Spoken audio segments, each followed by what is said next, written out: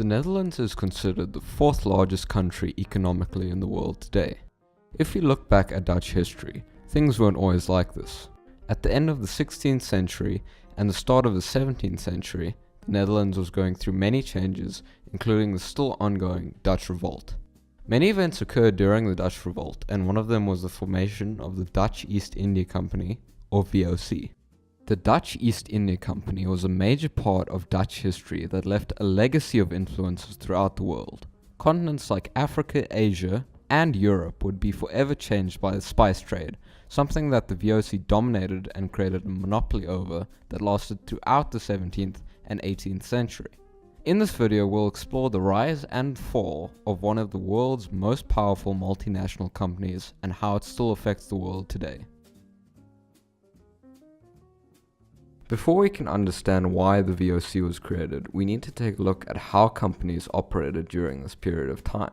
Trade in Europe was mainly orientated around spice. Ships would be sent to retrieve spices like pepper or nutmeg, whereafter they would return to Europe and sell them for a profit. This model revolved around a single voyage that would take place and form a company.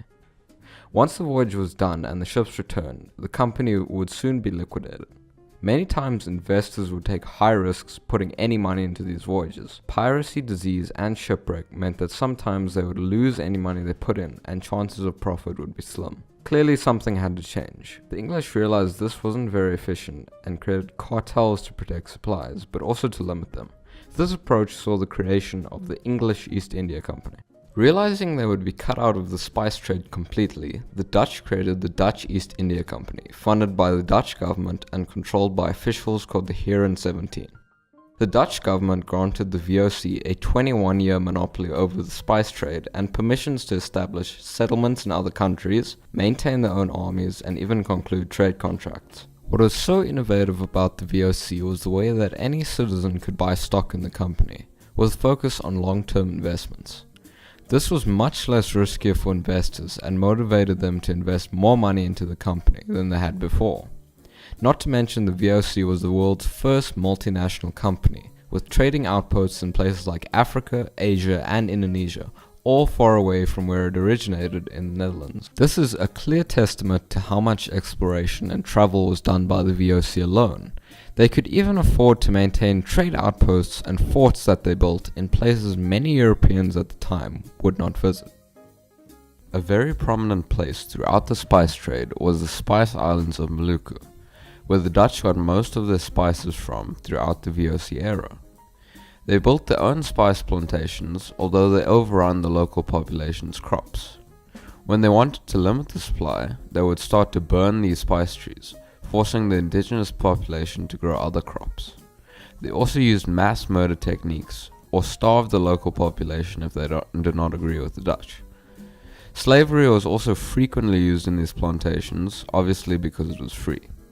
Some wars would even be started by the Dutch, like against the Portuguese on the Ambon Islands, where the Dutch were allied with the Hituis. At the end of all these events, the VOC had a firm grasp on the spice trade in the Indonesian area, maintaining a monopoly over spices like nutmeg, pepper, cloves, and mace with a forceful grip.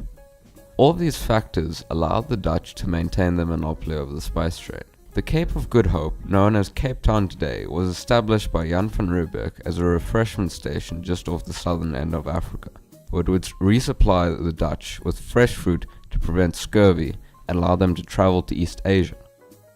Asia was also a very important place to the Dutch because the Japanese traded precious metals and the Chinese traded porcelain, where they would pass through India and be traded for cotton and eventually used to buy more goods. The success of the VOC was unparalleled to any other company at the time. Although, as most things that seem too good fail, so did the VOC eventually. It began with the cutting off of Asian trade that produced a lot of money in the first place for the Dutch, as they were unable to reintegrate trade with Japan or China due to a dynasty switch in China and a loss of a trading outpost in East Asia.